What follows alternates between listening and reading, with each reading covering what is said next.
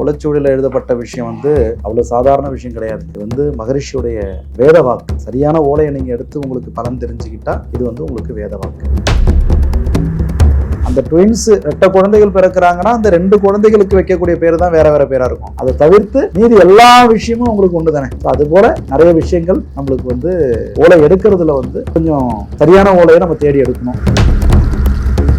நல்ல தண்ணி அதிகமாக போடும்பொழுது நம்ம மண்ணை கொட்ட முடியாது. அட்ரஸ் கூட அடைச்சிடலாம். அது இன்னைக்கு உள்ள காலகட்டத்தில் உள்ளது மாதிரி இருந்தாலும், அதாவது மண்ணு கொட்டு அணை போட்டு நிறுத்துறதுங்கிறது தண்ணி ஓடும் போது அடைக்க முடியாது. அதுதாங்க வாழ்க்கை. நான் என்னுடைய நிலையை நான் உணர்ந்துட்டனோ அவங்க மன்னிக்கக்கூடியவர். மனிதன் என்னைக்கு நான் பண்ணது தவறுன்னு சொல்றாங்களோ அவங்கள கடவுள் மன்னிச்சிட்டாருன்னு அர்த்தம். அப்படிங்கிறதான் இன்னொரு இதுல உள்ள ஒரு சூழ்ச்சி.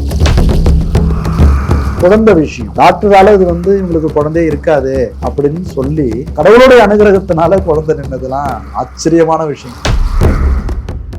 டிவைன் நாடி நேர்களுக்கு வணக்கம். இன்னைக்கு நம்ம கூட நாடி ஜோதிடர் எம்.டி. கந்தவேல் சார் தான் இணைஞ்சிருக்கிறாரு. அவர்கிட்ட பேசுறதுக்கு நிறைய முக்கியமான விஷயங்கள் இருக்கு. வணக்கம் சார். வணக்கங்கம்மா. சார், நம்ம நாடி பத்தி தொடர்ந்து நிறைய விஷயங்கள் பேசிக்கிட்டே இருக்கோம். இப்போ எனக்கு இதுல என்ன ஒரு சின்ன சந்தேகம்னா சார், நிறைய ப்ரெடிக்ஷன்ஸ் நீங்க சொல்லிக்கிட்டே இருக்கீங்க. எப்பனா யாருக்குன்னா நாடி படிக்கும் பொழுது உங்களுக்கு இப்படி ஒரு விஷயம் உங்க வாழ்க்கையில நடக்க போகுது அப்படிங்கறத நீங்க ப்ரெடிக்ட் பண்ணி அதுக்காக சில சொல்யூஷன்ஸ் கொடுத்து அதை கொஞ்சம் ஸ்டாப் பண்ண மாதிரி, இல்லைன்னா அவங்கள கொஞ்சம் ப்ரொடெக்ட் பண்ண மாதிரி எதனா விஷயங்கள் நடந்திருக்குங்களா?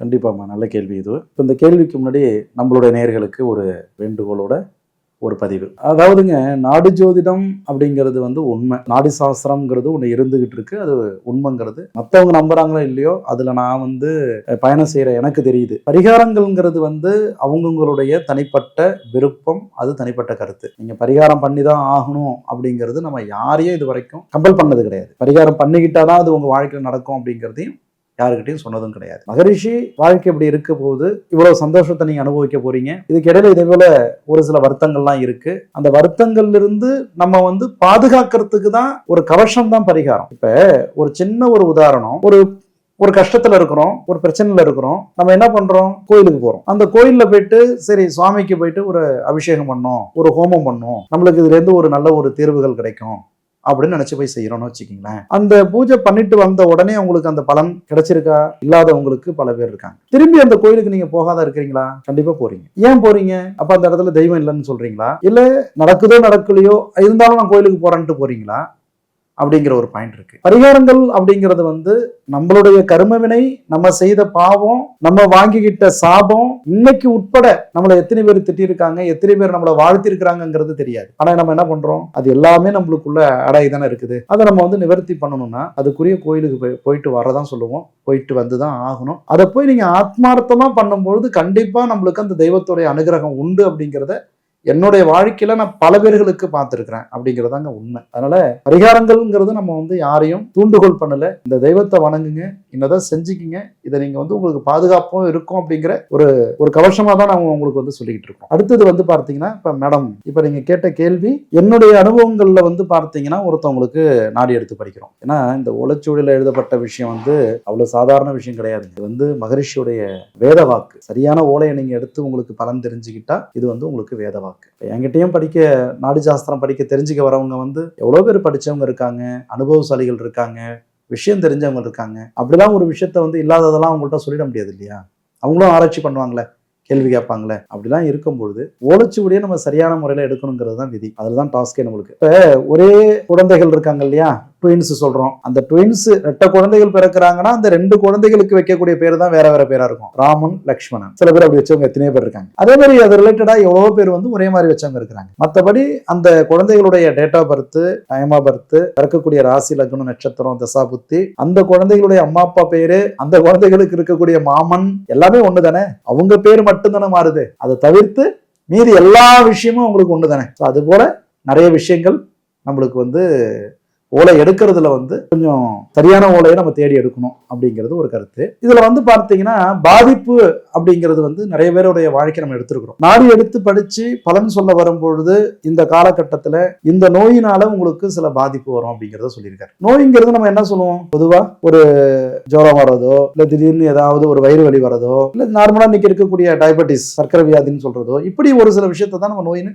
உடனடியாக நம்ம கண்டுபிடிக்க முடியுது. அதாவது நம்ம பண்ண அனுபவத்துல சொல்றேன். இந்த காலகட்டத்துல நரம்பு பிளஸ் வந்து வாதம். அப்ப உங்களுடைய உடல்கள்ல வந்து ஒரு கை அல்லது ஒரு கால் இது வந்து செயலிழக்கக்கூடிய ஒரு நேரம் அப்படிங்கிறத ஒன்று சொல்லியிருந்தோம். அவங்க என்ன பண்றாங்க, நான் ஜிம்முக்கு போறேன், கரெக்டாக வாக்கிங் போறேன், என்னோட உடம்பு நான் வந்து ஃபிட்னஸாக தான் வச்சிருக்கிறேன் அப்படிங்கிறத அவங்க வந்து அதை வந்து அதுல கரெக்டா இருக்கிறதுனால இது வந்து அவங்களுக்கு வந்து பெருசா பாதிப்பா தெரியல. என்னைக்கோ ஒரு நாள் வந்து அவங்க கீழே விழுந்து தலையில அடிபட்டு அதனுடைய ரியாக்ஷன் வந்து பார்த்தீங்கன்னா எப்ப 44 வயசுக்கு அப்புறம் உங்களுக்கு அது வந்து எடுத்து கொடுக்கும். திடீர்னு அவங்களுக்கு வந்து ஒரு நாள் வந்து மயக்கம் வருது, உடனே கீழே விழுந்துடுறாங்க, உடனே டாக்டர்கிட்ட போய் அழைச்சிட்டு வந்து பார்த்தா அதுக்குள்ள டாக்டர் ஹாஸ்பிட்டல் போறதுக்குள்ளே அவங்களுக்கு ஒரு கை வந்து முடங்கிடுது. அது மாதிரி காலுக்கு ஓடக்கூடிய ரத்த ஓட்டங்கள் வந்து அவங்களுக்கு வந்து ஸ்டாப் ஆயிடுது. அவங்க ஹாஸ்பிட்டல் அட்மிட் ஆகிருக்கும் பொழுது அவங்க குடும்பத்தில் உள்ளவங்க வந்து நம்மளை தொடர்பு கொள்றாங்க. நான் உங்கள்கிட்ட நாடி பார்த்தோம், நீங்க அன்னைக்கு சொன்னீங்க, ஆனா நாங்கள் அதை பெருசா எடுத்துக்கல, இப்போ நாங்கள் இதே மாதிரி சூழ்நிலையில் அவங்க மருத்துவமனையில் இருக்காங்க, நாங்கள் காப்பாற்றணும், எப்படி காப்பாத்துறது, அதுக்கு என்ன பரிகாரம் அப்படிங்கிறத வந்து கேட்குறாங்க. நம்ம என்ன சொல்றோம்னா, வெள்ளம் வரத்துக்கு முன்னாடி அணை போட்டுடணும். அது ஒரு நதி ஓடுதுன்னா சட்ரஸ் எல்லாம் வச்சிருப்பாங்க, முன்னாடி அணை போட்டு வச்சாச்சுன்னா தண்ணி வந்து மோதி நின்றுடும். நல்ல தண்ணி அதிகமா ஓடும்பொழுது நம்ம மண்ணை கொட்ட முடியாது, சட்ரஸ் கூட அடைச்சிடலாம். அது இன்னைக்கு உள்ள காலகட்டத்தில் உள்ளது மாதிரி இருந்தாலும், அதாவது மண்ணு கொட்டு அணை போட்டு நிறுத்துறதுங்கிறது வந்து தண்ணி ஓடும் போது அடைக்க முடியாது. அதுதாங்க வாழ்க்கை. சில விஷயங்கள் முன்கூட்டியே தெரிஞ்சுக்கிறதுக்கு கடவுள் அமைச்சு கொடுத்தாரு, அந்த நேரத்தை அவங்க தவற விட்டுட்டாங்க. பிரச்சனை இருக்கும் பொழுது உடனடியாக நம்ம தீர்வு கொடுக்கும் பொழுது அது எந்த அளவுக்கு இமீடியட்டா அது வந்து உங்களுக்கு சொல்யூஷன் தருங்கிறதும் இல்லை. ஏன்னா மகரிஷி முன்னாடியே அறிவிச்சிட்டார்ல, சொல்லிட்டார்ல இந்த வயசுல இந்த மாதிரி பிரச்சனை வருங்கிறது. அதை யாரும் நம்ம கவனக்குறைவா எடுத்துக்கல, யார் நம்ம கவனத்துக்கு நம்ம அதை வந்து முக்கியத்துவம் கொடுக்கல அப்படிங்கிற ஒரு விஷயம் இருக்கு. இப்போ அதை மீறி அவங்க அனுபவிக்கணுங்கிற விதியை அவங்க உருவாக்கிக்கிறாங்க அவங்களுடைய அலட்சியத்தினால. அது மாதிரி ஒரு விஷயங்கள்லாம் இருக்குங்க. அது மாதிரி தெரியாத விஷயங்கள் நிறைய விஷயத்த சொல்லியிருக்காங்க. ஒருத்தவங்களுடைய உடலுக்கு என்ன வந்ததுன்னா சுரப்பி, அதாவது சுரப்பி அப்படிங்கிறது வந்து பார்த்தீங்கன்னா நம்ம இன்னைக்கு வந்து இன்சுலின் சொல்றோம். அப்ப அந்த இன்சுலின்ங்கிறது எதெல்லாம் குறிக்குது, உடம்புல வந்து பார்த்தீங்கன்னா தைராய்டை குறிக்குது. அடுத்தது வந்து பார்த்தீங்கன்னா கேன்சரை பத்தி பேசினாங்க. ஸோ ரத்தத்துல மாசு, இன்சுலின், அதாவது இன்சுலின் மீன்ஸ் அதுல வந்த வார்த்தை வந்து சுரப்பி அப்படிங்கிறாங்க. எங்களுக்கு அது புரியல, எதை எப்படி நம்ம வந்து கனெக்ட் பண்றதுன்னு. அப்ப பிளட் அதுல மென்ஷன் பண்றாங்க, இன்சுலின்ங்கிற ஒரு விஷயத்த சொல்றாங்க.